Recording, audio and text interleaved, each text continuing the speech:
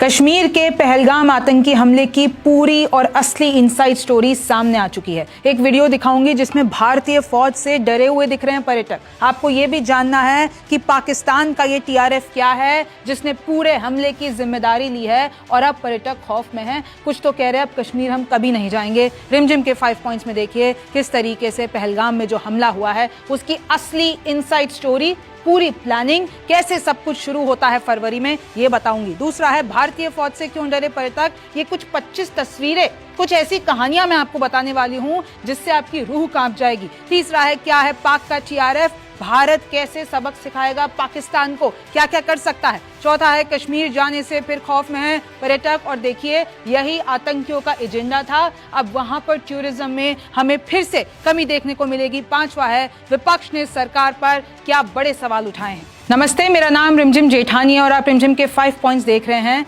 भारत के ताज पर 25 साल में सबसे बड़ा आतंकी हमला हुआ है और ये पर्यटकों पर हुआ है। मैं आपको इनसाइड स्टोरी पहले बता देती हूँ, प्लानिंग बता देती हूँ, कहां से बात शुरू हुई। 5 फरवरी की वो तारीख है 2025 की मैं बता रही हूँ। पाक के रावलकोट में आतंकी जुटते हैं, कुछ जैश के होते हैं, कुछ हमास के होते हैं। फिर क्या होता है, 16 अप्रैल को पाक आर्मी चीफ वसीम मुनीर का भड़काऊ भाषण आता है। कहते हैं कैसे हिंदू पाकिस्तान हिंदुस्तान कैसे अलग हैं, दोनों के मंसूबे अलग हैं और उन्होंने कैसे जहरीला भाषण दिया। टीआरएफ चीफ सैफुल्लाह खालिद का भाषण वायरल होता है, एलईटी की प्रॉक्सी है ये, और किस तरीके से इन लोगों ने भी जहर उगला यानी बरगराया और जितने भी यूथ हैं जिनको भी इन्होंने ऑनलाइन कनेक्ट किया था सबको एजेंडा समझाया।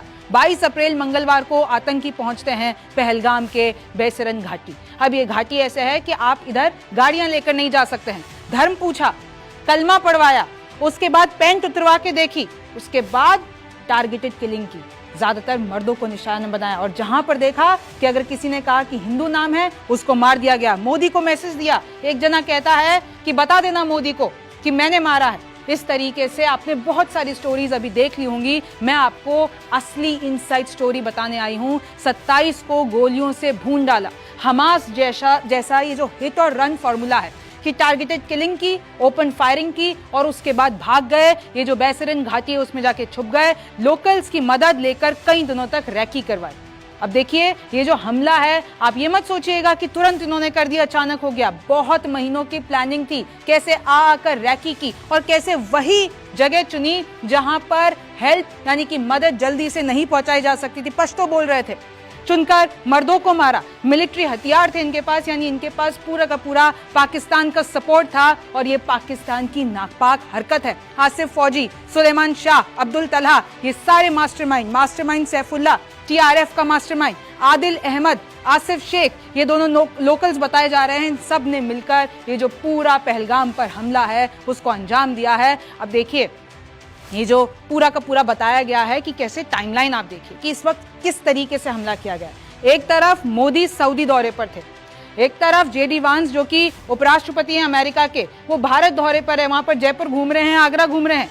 3 जुलाई से अमरनाथ यात्रा शुरू होनी है। इन सब को देखते हुए ये जो मंगलवार का दिन चुना गया है वो एक मैसेजिंग देने के लिए कि कैसे भारत को कमजोर दिखाने की कोशिश की है। ये बताना चाह रहे हैं आतंकी कि कैसे भारत अपने आप को सुरक्षित नहीं कर सकता है। बैसरन में सुरक्षा बल नहीं होती है ज्यादातर, वहां पर कोई ऐसी वीडियो, कोई सीसीटीवी, क्योंकि अगर आपने विजुअल्स में मैं आपको साइड में बता देती हूँ, पूरा घाटी वाला इलाका है, मिनी स्विट्जरलैंड कहा जाता है उसमें, और किस तरीके की खौफनाक वीडियोस वहां से आई है। सबसे ज्यादा इंपॉर्टेंट और सबसे ज्यादा पॉपुलर टूरिस्ट स्पॉट है वो, 6 किलोमीटर दूर पहलगाम है और वहां पर आप चलकर ही आ सकते हैं, वहां पर गाड़ियां इतनी जल्दी नहीं पहुंच सकती हैं। घने जंगलों में छुपना आसान है। ये जितने भी सारे आतंकी हैं, 8 आतंकी बताए जा रहे हैं, वो जाके बैसरन की घाटी में जाकर छुप गए हैं।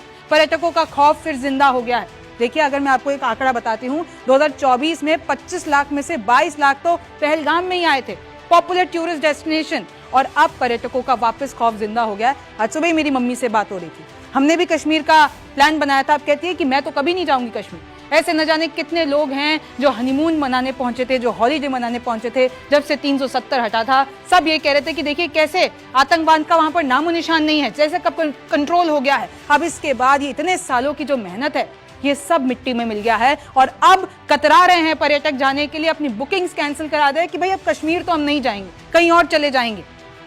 पुलवामा 26/11 जैसे हमलों के बाद ये भारत के लिए सबसे बड़ी घटना है और अब सबकी नजरें भारत पे है, भारत सरकार पर है कि क्या किस तरीके से बदला लिया जाएगा। आतंकियों का एजेंडा पूरी दुनिया में भारत को कमजोर दिखाने का था और पर्दे के पीछे कौन है? पाकिस्तान है। और अब पाकिस्तान का कुछ परमानेंट इलाज करना पड़ेगा। वीडियो में रो रो कर भारतीय फौज से पर्यटक बोल रहे हैं मेरे बच्चों को छोड़ दो। सबसे पहले आप ये वीडियो देखिए। ठीक ठीक बैठो, मैं पट्टी करता हूँ आपको। अरे नहीं हम लोग फौज है, हम लोग बैठो हम लोग फौज है, बैठो चलो। अरे हम लोग फौजी हैं, कुछ नहीं करेंगे। आपकी सेफ्टी के लिए आए हैं, आपकी सेफ्टी के लिए आए हैं। बैठो आपकी सेफ्टी के लिए आए हैं। हम इंडियन आर्मी है, बैठो। आप लोग कहाँ से आए हो? कहाँ से आए आप लोग? हैं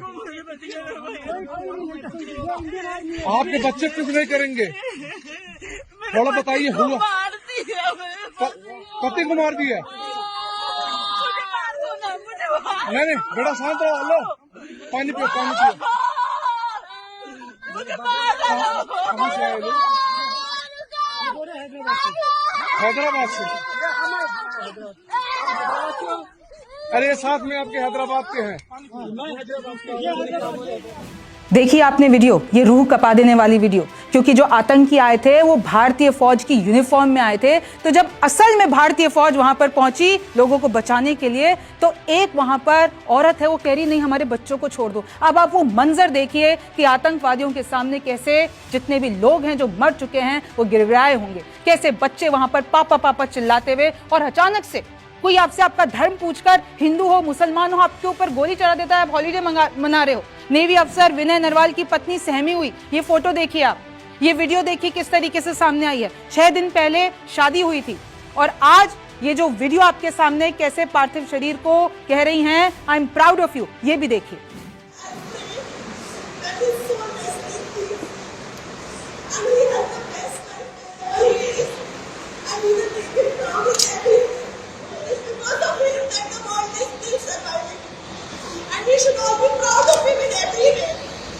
एक 26 साल का लड़का शुभम द्विवेदी एक दिन पहले जश्न मना रहा है, ऊनो खेल रहा है। ये देखिए किस तरीके से जश्न चल रहा है। 2 महीने पहले शादी होती है, लेकिन आतंकवादी आए और सामने पत्नी के सामने उसको भून के चले गए। आईबी अधिकारी मनीष रंजन को पत्नी और बच्चों के सामने मार गिराया। 3 अफसर हैं जो कि मारे गए हैं क्योंकि वो लोग वेकेशन मनाने गए थे, ऑफ ड्यूटी पे थे। एक यूएई और एक नेपाल से आए थे पर्यटक, उनका भी कत्ल कर दिया गया। मृतक सईद हुसैन शाह की अम्मी का रो रो कर बुरा हाल है। आप सुनिए, ये बाइट सुनिए। बच्चा कमाए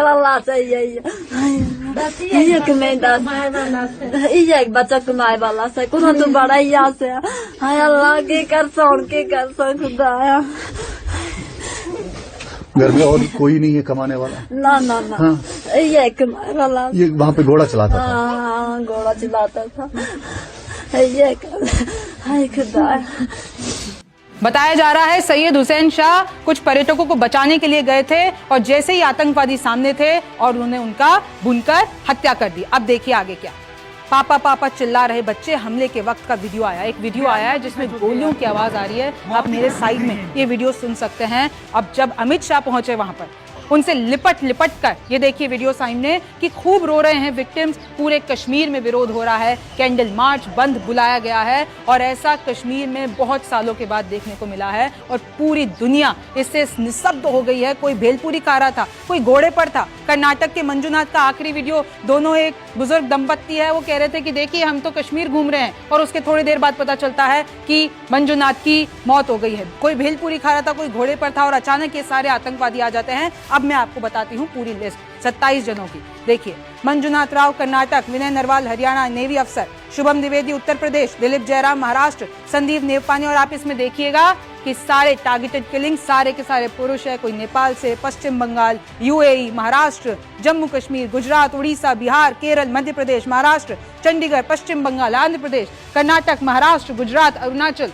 ये सारे नाम हैं। ये वो 27 लोग जो कि अब नहीं रहे। आतंकवादियों ने भारत की रूह पर हमला कर दिया है। अब इसका ये देखिए, ये सामने तस्वीरें सुबह से आपने देख ली होगी। आतंकवादियों की ये तस्वीरें सामने आई हैं, हथियारों के साथ ये तस्वीरें सामने आई है। और ये नेवी अफसर की बीवी कैसे नेवी अफसर की लाश के सामने सहमी हुई बैठी हुई है, लाचार बैठी हुई है। इस पूरे विजुअल ने पूरे भारत की, मैं आपको बता दूं, रूह कपा दी है। आप आगे देखिए, मैं आपको कुछ और विजुअल्स दिखा देती हूँ।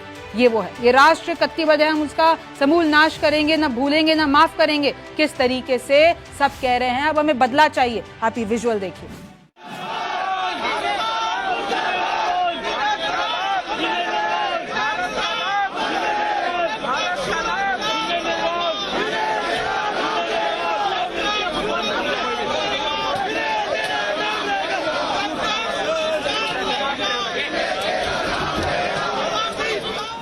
ये कुछ स्केचेस भी सामने आए हैं आतंकवादियों के, आपने भी देख लेंगे। लेकिन अब आपको जान लेना चाहिए कि ऐसा कौन सा ये ग्रुप है, TRF द रेजिस्टेंस फोर्स, जिसने इस पूरे हमले की जिम्मेदारी ली और बेशर्मी से ये हमला करवाया। ये 2019 में आया था एग्जिस्टेंस में। ये जो लश्कर तैयबा है उसका प्रॉक्सी गुट है। 26/11 में आपको पता है ना, मुंबई टेरर अटैक हुआ था। अब कुछ लोग तो इसको 26/11 पार्ट 2 भी कह रहे हैं। किस तरीके से टूरिस्ट पर हमला किया गया है। द रेजिस्टेंस फ्रंट, इसका कमांडर है शेख सजद गुल। Pakistani state mechanism, inter services intelligence यानी ISI, ये सब इन लोगों की मदद करते हैं। आप देख सकते हैं किस तरीके से बाउंटी भी रखी हुई है गुल के ऊपर। अब मैं आपको थोड़ा सा द रेजिस्टेंस फ्रंट के बारे में और कुछ बता देती हूँ। द रेजिस्टेंस फ्रंट यानी TRF, ये लोग जवान लोगों को, यूथ को, उनका ब्रेन वॉश करके टेररिस्ट पर्पस के लिए ऑनलाइन रिक्रूट करती है और अपना पूरा नेटवर्क ऑनलाइन चलाती है। नारकोटिक्स को भी स्मगल किया जाता है, हथियारों को भी किया जाता है, और जो ये इलीगल क्रॉस बॉर्डर टेररिज्म है वो चलाया जाता है। UAPA के एक्ट के तहत इनको बैन भी कर रखा है सरकार ने। सरकार को पता है इन सब के मंसूबे और इन पर एक्शन भी लिया जा चुका है। अप्रैल 18 की बात है, खाई गाला रावलकोट जो कि POK में है, उधर एक रैली होती है। 2 टेररिस्ट जो कि भारतीय फौज ने मार गिराए थे, उनको ऑनर करने के लिए रैली होती है पाकिस्तान में। मूसा कहता है, वहां का एक आतंकवादी, ये कहता है कश्मीर में कि कैसे हम ये जो आर्टिकल 370 हटा दिया था इंडिया ने, तो हम इसका बदला लेंगे, कश्मीर में कत्लेआम करेंगे। और क्या बोला था, मैं कोट कर देती हूँ। यू वॉन्टेड टू एको राम राम इन पुलवामा। पुलवामा में आप सभी को राम राम एको करवाना था, नारे लगवाने थे। पूंछ राजौरी में लश्कर तैयबा ने ये चैलेंज एक्सेप्ट कर लिया है। ये शब्द हैं मूसा के, इंशाअल्लाह वी विल शावर बुलेट्स, यानी हम गोलियों से बरसात कर देंगे, नेक को स्लिट कर देंगे, सरतन से जुदा कर देंगे। Honour the sacrifices of the martyrs, यानी ये जो आतंकवादी हैं उनको मार्टियर्स कहा जा रहा है, शहीद कहा जा रहा है, और उसका बदला लिया गया है। ये देखिए, कुछ दिनों पहले की मैं आपको ये तस्वीरें बता रही हूँ कि किस तरीके से पूरा मामला ये बढ़ने लगा।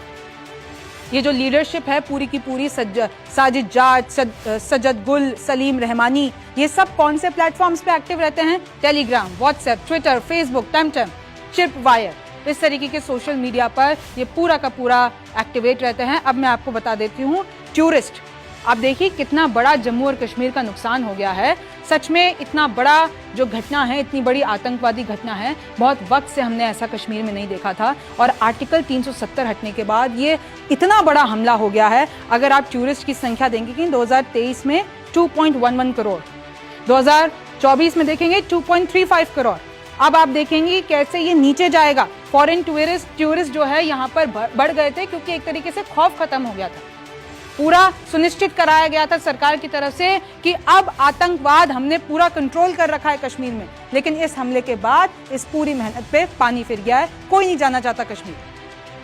सैफुल्लाह खालिद के बारे में भी सुन लीजिए। सैफुल्लाह कंसूरी डिप्यूटी चीफ है LAT का। कंसूरी का हाफिज सईद के साथ भी पूरा का पूरा कनेक्शन है। 2 महीने पहले की बात है, ये पहलगाम हमले से पहले की बात है कि खालिद पहुंचा था पंजाब, जो कि पाकिस्तान में है, और वहां पर पाकिस्तानी आर्मी के बटालियन से इसकी मुलाकात हुई थी। खालिद ने यह भी कहा कि मैं वादा करता हूं कि आज फरवरी 2 है और कश्मीर को मैं हासिल करके रहूंगा फरवरी 2, 2026 तक, यानी अगले साल मैं कश्मीर को अपने हाथों में ले लूंगा। और किस तरीके से आर मुजाहिदीन विल इंटेंसिफाई अटैक, यानी बोल दिया था कि हमारे जो मुजाहिदीन हैं वो जितने भी अटैक हैं उसको और इंटेंसिफाई करेंगे। और देखिए किस तरीके से, जो मैं आपको बता रही हूँ, Pahalgam attack sense shockwaves, tourist cancel travel plan summit security concern. सारे टूरिस्ट जो वहां पर थे उनको वापस बुला लिया गया है। जो जाने का प्लान कर रहे थे उन्होंने कैंसिल कर दिया है। जो जाने की सोच रहे थे अब वो कश्मीर जाना नहीं चाहते हैं। इस तरीके के हाल हो गए हैं। और एक बार मैं आपको ग्राफ बता देती हूँ।